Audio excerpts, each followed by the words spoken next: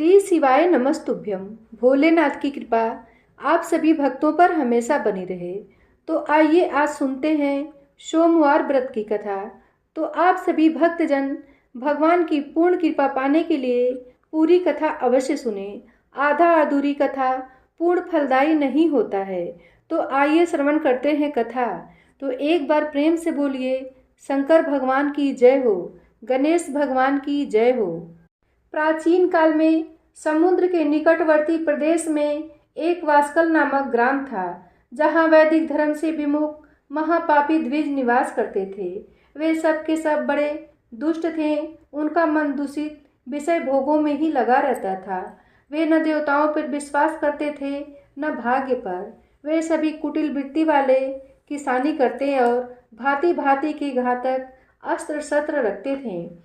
वे व्यभिचारी और खल थे। ज्ञान, वैराग्य तथा सद्धर्म का सेवन ही मनुष्य के लिए परम पुरुषार्थ है, इस बात को वे बिल्कुल ही नहीं जानते थे। वे सभी पशु बुद्धि वाले थे।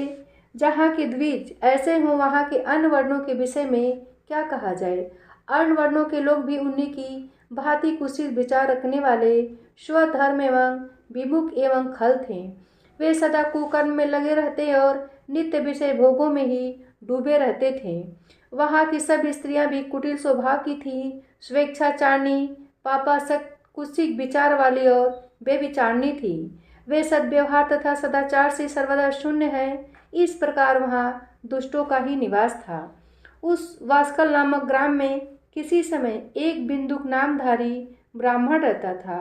वह बड़ा अधम था, दुरात्मा और महापापी था। यद्यपि उसकी स्त्री बड़ी सुंदरी थी, तो भी वह कुमार्ग पर ही चलता था। उसकी पत्नी का नाम चंचुला था। वह सदा उत्तम धर्म के पालन में लगी रहती थी, तो भी उसे छोड़कर वह दुष्ट ब्राह्मण वैश्यागामी हो गया था। इस तरह कुकर्म में लगे हुए उस बिंदु के बहुत वर्ष व्यतीत हो गए। उसकी स्त्री चंचुला काम से पीड़ित होने पर भी स्वधर्म नाश के भय से क्लेश सह कर भी दीर्घ काल तक अपने धर्म से भ्रष्ट नहीं हुई, परंतु दुराचारी पति के आचरण से प्रभावित हो आगे चलकर वह स्त्री भी दुराचारणी हो गई। इस तरह दुराचार में डूबे हुए उन मूढ़ चित्त वाले पति पत्नी का बहुत सा समय व्यर्थ बीत गया। तदंतर शूद्र जाति वैश्या का पति बना हुआ वह दूषित बुद्धि वाला दुष्ट ब्राह्मण बिंदुक समय अनुसार मृत्यु को प्राप्त हो नरक में जा पड़ा। बहुत दिनों तक नरक के दुख भोग कर वह मूढ़ बुद्धि पापी विंध्य पर्वत पर भयंकर पिशाच हुआ। इधर उस दुराचारी पति बिंदु के मर जाने पर वह मूढ़ हृदया चंचुला बहुत समय तक पुत्रों के साथ अपने घर में ही रही। एक दिन दैव योग से किसी पुण्य पर्व के आने पर वह स्त्री भाई बंधुओं के साथ गोकर्ण क्षेत्र में गई। तीर्थयात्रियों के संग से उसने भी उस समय जाकर किसी तीर्थ के जल में स्नान किया। फिर वह साधारणतया मेला देखने की दृष्टि से बंधुजनों के साथ यत्र तत्र घूमने लगी। घूमती घामती किसी देव मंदिर में गई और वहां उसने एक दैवज्ञ ब्राह्मण के मुख से भगवान शिव की परम पवित्र एवं मंगलकारिणी उत्तम पौराणिक कथा सुनी। कथावाचक ब्राह्मण कह रहे थे कि जो स्त्रियां पर पुरुषों के साथ व्यभिचार करती हैं, वे मरने के बाद जब यमलोक में जाती हैं, तब यमराज के दूत उनकी योनि में तपे हुए लोहे का परिग डालते हैं। पौराणिक ब्राह्मण के मुख से यह वैराग्य बढ़ाने वाली कथा सुनकर चंचुला भय से व्याकुल हो वहां कांपने लगी। जब कथा समाप्त हुई और सुनने वाले सब लोग वहां से बाहर चले गए, तब भयभीत नारी एकांत में शिव पुराण की कथा बाँचने वाले उन ब्राह्मण देवता से बोली। चंचुला ने कहा, ब्राह्मण, मैं अपने धर्म को नहीं जानती थी, इसलिए मेरे द्वारा बड़ा दुराचार हुआ है। स्वामिन, मेरे ऊपर अनुपम कृपा करके आप मेरा उद्धार कीजिए। आपके वैराग्य रस से ओतप्रोत इस आज के प्रवचन को सुनकर मुझे बड़ा भय लग रहा है। मैं कांप उठी हूँ और मुझे इस संसार से वैराग्य हो गया है। मुझ मूढ़ चित्त वाली पापिनी को धिक्कार है। मैं सर्वथा निंदा के योग्य हूँ, कुत्सित विषयों में ही फंसी हुई हूँ और अपने धर्म से विमुख हो गई हूँ। हाय, न जाने किस किस घोर कष्टदायक दुर्गति में मुझे पड़ना पड़ेगा, और वहाँ कौन बुद्धिमान पुरुष कुमार्ग में मन लगाने वाली मुझ पापिनी का साथ देगा। मृत्यु काल में उन भयंकर यमदूतों को मैं कैसे देखूंगी, जब वे बलपूर्वक मेरे गले में फंदे डालकर मुझे बांधेंगे, तब मैं कैसे धीरज धारण कर सकूंगी। नरक में जब मेरे शरीर के टुकड़े टुकड़े किए जाएंगे, उस समय विशेष दुख देने वाली उस महायातना को मैं वहाँ कैसे सहूंगी। हाय, मैं मारी गई, मैं जल गई, मेरा हृदय विदीर्ण हो गया और मैं सब प्रकार से नष्ट हो गई, क्योंकि मैं हर तरह से पाप में ही डूबी रही हूँ। ब्राह्मण, आप ही मेरे गुरु, आप ही माता और आप ही पिता हैं। आपकी शरण में आई हुई मुझ दीन अबला का आप ही उद्धार कीजिए, उद्धार कीजिए। सूत जी कहते हैं, शौनक, इस प्रकार खेद और वैराग्य से युक्त हुई चंचुला ब्राह्मण देवता के दोनों चरणों में गिर पड़ी। तब उन बुद्धिमान ब्राह्मण ने कृपा पूर्वक उसे उठाया और इस प्रकार कहा। ब्राह्मण बोले, नारी, सौभाग्य की बात है कि भगवान शंकर की कृपा से शिव पुराण की इस वैराग्य युक्त कथा को सुनकर तुम्हें समय पर चेत हो गया है। ब्राह्मण पत्नी, तुम डरो मत, भगवान शिव की शरण में जाओ। शिव की कृपा से सारा पाप तत्काल नष्ट हो जाता है। मैं तुमसे भगवान शिव की कीर्ति कथा से युक्त उस परम वस्तु का वर्णन करूंगा, जिससे तुम्हें सदा सुख देने वाली उत्तम गति प्राप्त होगी। शिव की उत्तम कथा सुनने से ही तुम्हारी बुद्धि इस तरह पश्चाताप से युक्त एवं शुद्ध हो गई है, साथ ही तुम्हारे मन में विषयों के प्रति वैराग्य हो गया है। पश्चाताप ही पाप करने वाले पापियों के लिए सबसे बड़ा प्रायश्चित है। सत्पुरुषों ने सबके लिए पश्चाताप को ही समस्त पापों का शोधक बताया है। पश्चाताप से ही पापों की शुद्धि होती है। जो पश्चाताप करता है वही वास्तव में पापों का प्रायश्चित करता है, क्योंकि सत्पुरुषों ने समस्त पापों की शुद्धि के लिए जैसे प्रायश्चित का उपदेश किया है, वह सब पश्चाताप से ही संपन्न हो जाता है। जो पुरुष विधि पूर्वक प्रायश्चित करके निर्भय हो जाता है, पर अपने कुकर्म के लिए पश्चाताप नहीं करता, उसे प्रायः उत्तम गति नहीं प्राप्त होती, परंतु जिसे अपने कुकृत्य पर हार्दिक पश्चाताप होता है, वह अवश्य उत्तम गति का भागी होता है। इसमें संशय नहीं है। इस शिव पुराण की कथा सुनने से जैसी चित्त शुद्धि होती है, वैसी दूसरे उपायों से नहीं होती। जैसे दर्पण साफ करने पर निर्मल हो जाता है, उसी प्रकार इस शिव पुराण की कथा से चित्त अत्यंत शुद्ध हो जाता है। इसमें संशय नहीं है। मनुष्यों के शुद्ध चित्त में जगदम्बा पार्वती सहित भगवान शिव विराजमान रहते हैं। इसमें वह विशुद्ध आत्मा पुरुष श्री श्याम सदाशिव के पद को प्राप्त होता है।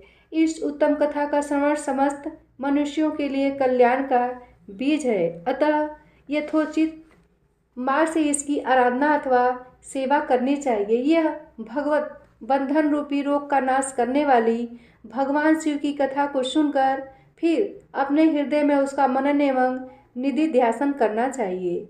इससे पूर्णतया चित्त शुद्धि हो जाती है।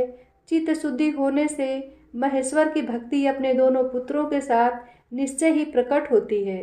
तत्पश्चात महेश्वर के अनुग्रह से दिव्य मुक्ति प्राप्त होती है। इसमें संशय नहीं है। जो मुक्ति से वंचित है उसे पशु समझना चाहिए, क्योंकि उसका चित्त माया के बंधन में आसक्त है। वह निश्चय ही संसार बंधन से मुक्त नहीं हो पाता। ब्राह्मण पत्नी, इसलिए तुम विषयों से मन को हटा लो और भक्ति भाव से भगवान शंकर की इस परम पावन कथा को सुनो। परमात्मा शंकर की इस कथा को सुनने से तुम्हारे चित्त की शुद्धि होगी और इससे तुम्हें मोक्ष की प्राप्ति हो जाएगी। जो निर्मल चित्त से भगवान शिव के चरणा बिंदु का चिंतन करता है, उसकी एक ही जन्म में मुक्ति हो जाती है। यह मैं तुमसे सत्य सत्य कहता हूँ। सूत जी कहते हैं, शौनक, इतना कहकर वे श्रेष्ठ शिव भक्त ब्राह्मण चुप हो गए। उनका हृदय करुणा से आर्द्र हो गया था।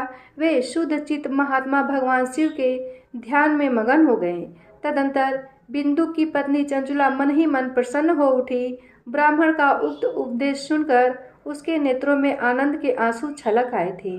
वह ब्राह्मण पत्नी चंचुला हर्ष भरे हृदय से उन श्रेष्ठ ब्राह्मण के दोनों चरणों में गिर पड़ी और हाथ जोड़कर बोली, मैं कृतार्थ हो गई। पश्चाताप उठकर तत्पश्चात वैराग्य युक्त उत्तम बुद्धि वाली वह स्त्री जो अपने पापों के कारण आतंकित थी, उन महान शिव भक्त ब्राह्मण से हाथ जोड़कर गदगद वाणी में बोली। चंचुला ने कहा, ब्राह्मण, शिव भक्तों में श्रेष्ठ स्वामिन, आप धन्य हैं, परमार्थदर्शी हैं और सदा परोपकार में लगे रहते हैं, इसलिए श्रेष्ठ साधु पुरुषों में प्रशंसा के योग्य हैं। साधो, मैं नरक के समुद्र में गिर रही हूँ, आप मेरा उद्धार कीजिए, उद्धार कीजिए।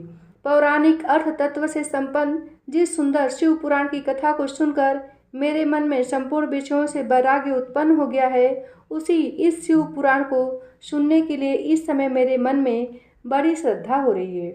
सूत जी कहते हैं, ऐसा कहकर हाथ जोड़ उनका अनुग्रह पाकर चंचुला उस शिव पुराण की कथा को सुनने की इच्छा मन में लिए उन ब्राह्मण देवता की सेवा में तत्पर हो गई और वहीं रहने लगी। तदंतर शिव भक्तों में श्रेष्ठ और शुद्ध बुद्धि वाले उन ब्राह्मण देव ने उसी स्थान पर उस स्त्री को शिव पुराण की उत्तम कथा सुनाई।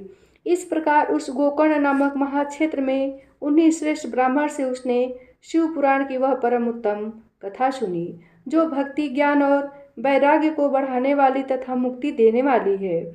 उस परम उत्तम कथा को सुनकर वह ब्राह्मण पत्नी अत्यंत कृतार्थ हो गई।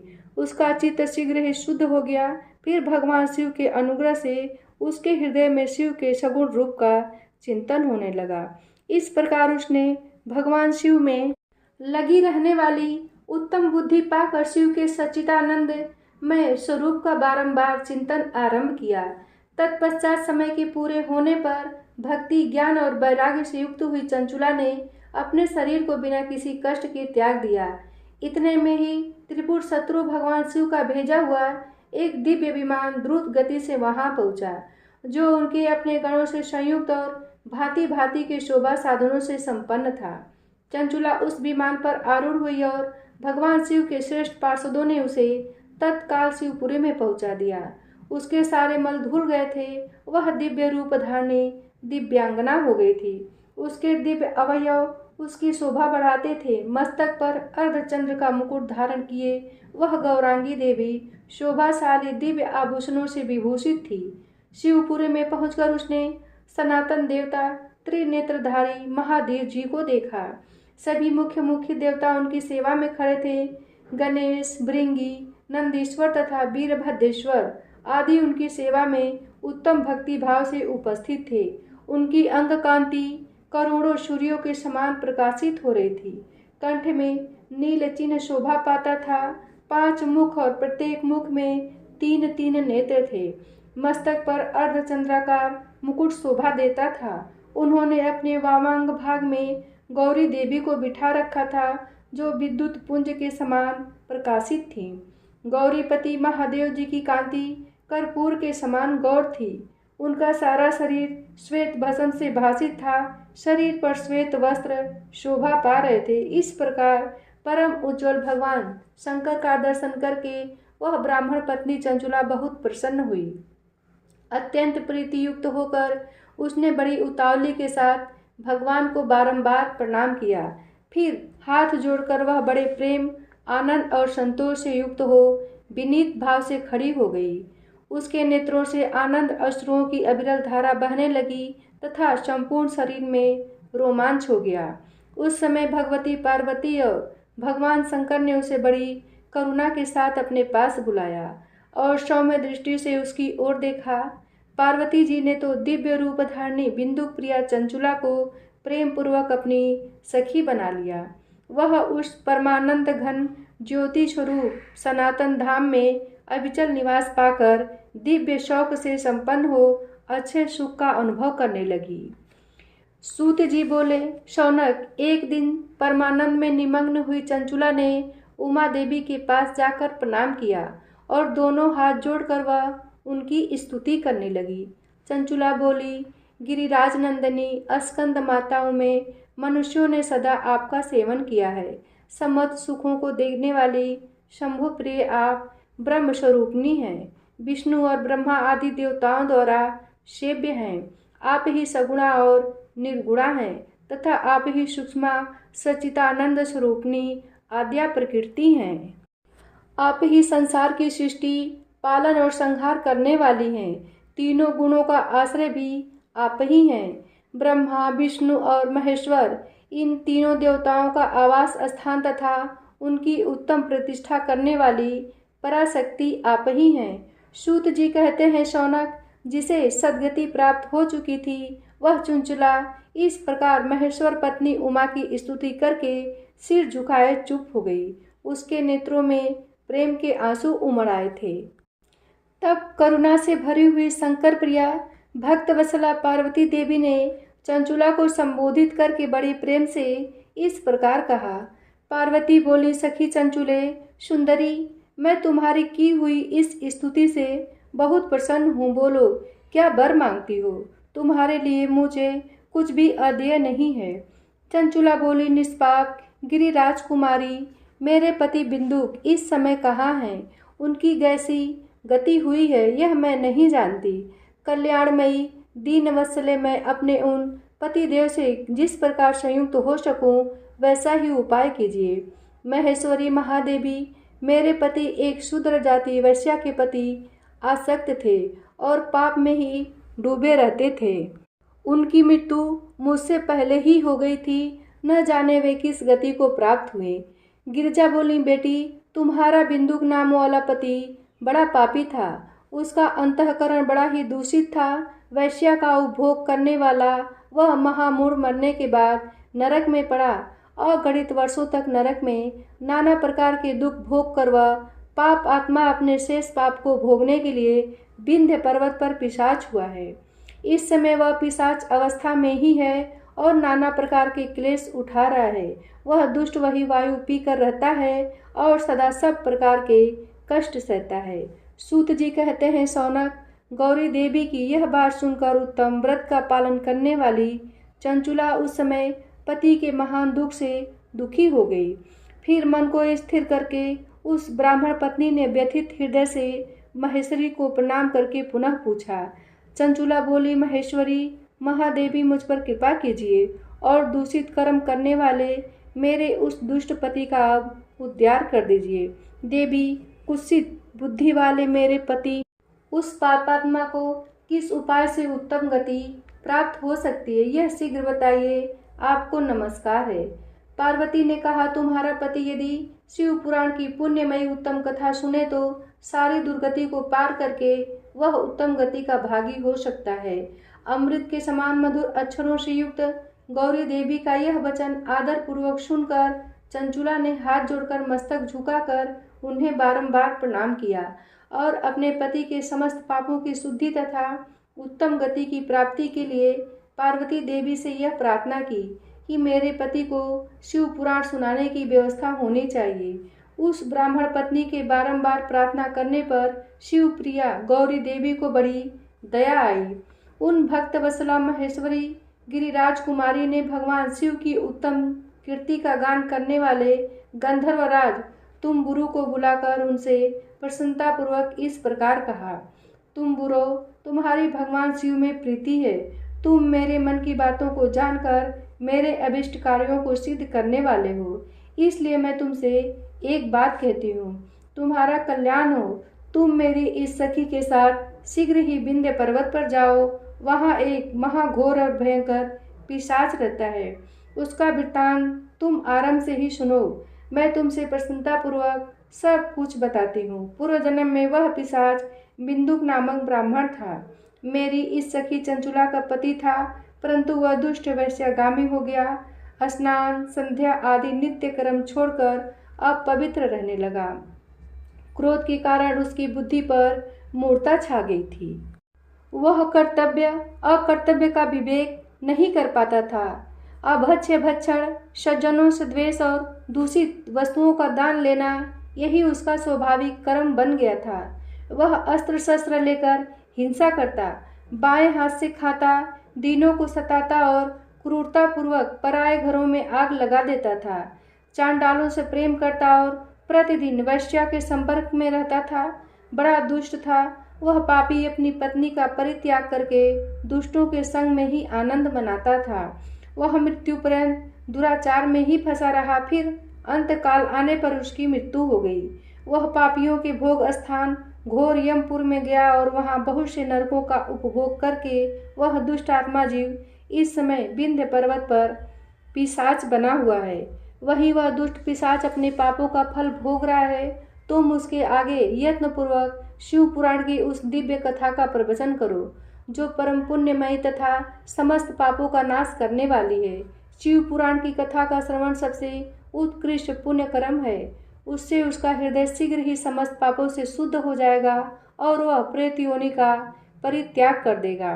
उस दुर्गति से मुक्त होने पर बिंदुक नामक पिशाच को मेरी आज्ञा से विमान पर बिठाकर तुम भगवान शिव के समीप ले आओ।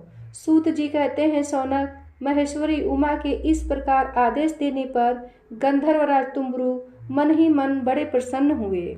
उन्होंने अपने भाग्य की सराहना की। तत्पश्चात उस पिशाच की सती साध्वी पत्नी चंचुला के साथ विमान पर बैठकर नारद की प्रिय मित्र तुम्बरु वेगपूर्वक विंध्याचल पर्वत पर गए। जहाँ वह पिशाच रहता था वहाँ उन्होंने उस पिशाच को देखा। उसका शरीर विशाल था, ठोड़ी बहुत बड़ी थी। वह कभी हंसता, कभी रोता और कभी उछलता था। उसकी आकृति बड़ी विकराल थी। भगवान शिव की उत्तम कीर्ति का गान करने वाले महाबली तुम्बुरु ने उस अत्यंत भयंकर पिशाच को पांसों द्वारा बांध लिया। तदंतर तुम्बुरु ने शिव पुराण की कथा बांटने का निश्चय करके महोत्सव युक्त स्थान और मंडप आदि की रचना की। इतने में ही संपूर्ण लोकों में बड़े वेग से यह समाचार फैल गया कि देवी पार्वती की आज्ञा से एक पिशाच का उद्धार करने के उद्देश्य से शिव पुराण की उत्तम कथा सुनाने के लिए तुम्बुरु विंध्य पर्वत पर गए हैं। फिर तो उस कथा को सुनने के लोभ से बहुत से देवर्षि भी शीघ्र ही वहां जा पहुँचे। आदरपूर्वक शिव पुराण सुनने के लिए आए हुए लोगों का उस पर्वत पर बड़ा अद्भुत और कल्याणकारी समाज जुट गया। फिर तुम्बुरु ने उस पिशाच को पासों से बांधकर आसन पर बिठाया और हाथ में बीड़ा लेकर गौरीपति की कथा का गान आरंभ किया। पहली अर्थात विद्येश्वर संगीता से लेकर 7वीं वायु संगीता तक महात्म्य सहित शिव पुराण की कथा को उन्होंने स्पष्ट वर्णन किया। 7 संहिताओं सहित शिव पुराण का आदरपूर्वक श्रवण करके वे सभी श्रोता पूर्णतः कृतार्थ हो गए। उस परम पुण्यमय शिव पुराण को सुनकर उस पिशाच ने अपने सारे पापों को धोकर उस पैशाचिक शरीर को त्याग दिया। फिर तो शीघ्र ही उसका रूप दिव्य हो गया, अंग कांति गौरवर्ण की हो गई। शरीर पर श्वेत वस्त्र तथा सब प्रकार के पुरुषोचित आभूषण उसके अंगों को उद्दासित करने लगे। वह त्रिनेत्रधारी चंद्रशेखर रूप हो गया। इस प्रकार दिव्य देहधारी होकर श्रीमान बिंदुक अपनी प्राण बल्लभा चंचुला के साथ स्वयं भी पार्वती बल्लभ भगवान शिव का गुणगान करने लगा। उसकी स्त्री को इस प्रकार दिव्य रूप से सुशोभित देख वे सभी देवर्षि बड़े विस्मित हुए। उनका चित्त परमानंद से परिपूर्ण हो गया। भगवान महेश्वर का वह अद्भुत चरित्र सुनकर वे सभी श्रोता परम कृतार्थ हो प्रेम पूर्वक श्री शिव का यशोगान करते हुए अपने अपने धाम को चले गए। दिव्य रूपधारी श्रीमान बिंदुक भी सुंदर विमान पर अपनी प्रियतमा के पास बैठकर सुखपूर्वक आकाश में स्थित हो बड़ी शोभा पाने लगा। तदंतर महेश्वर के सुंदर एवं मनोहर गुणों का गान करता हुआ वह अपनी प्रियतमा तथा तुम्बुरु के साथ शीघ्र ही शिव धाम में जा पहुंचा। वहां भगवान महेश्वर तथा पार्वती देवी ने प्रसन्नता पूर्वक बिंदुक का बड़ा सत्कार किया और उसे अपना पार्षद बना लिया। उसकी पत्नी चंचुला पार्वती जी की सखी हो गई। उस घनीभूत ज्योति स्वरूप परमानंदमय सनातन धाम में अविचल निवास पाकर वे दोनों दंपति परम सुखी हो गए। यह कथा यही समाप्त होती है। प्रिय भक्तजनों, प्रेम से बोलिए शंकर भगवान की जय हो, माता पार्वती की जय हो।